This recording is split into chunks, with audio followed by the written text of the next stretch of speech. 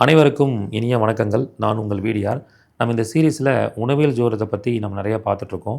பொதுவாக யாருடைய ஜாதகத்தில் எந்த கிரகம் நல்லா இருக்கோ அந்த கிரகத்தோட உணவுகளை நம்ம உட்கொள்வதன் மூலமாக நிறைய மாற்றங்கள் நடக்கும்.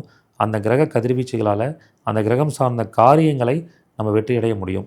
ஃபார் எக்ஸாம்பிள், ஒருத்தங்களுக்கு சூரியன் நல்லா இருந்தால் கோதுமை சார்ந்த உணவுகளையும், எலுமிச்சை பழம், எலுமிச்சை ஜூஸ், எலுமிச்சை சாதத்தை அதிகமாக சாப்பிட்றது மூலிமா உங்களுக்கு சூரியன் சார்ந்த நல்ல பலன்கள் எல்லாமே நடைபெறும்.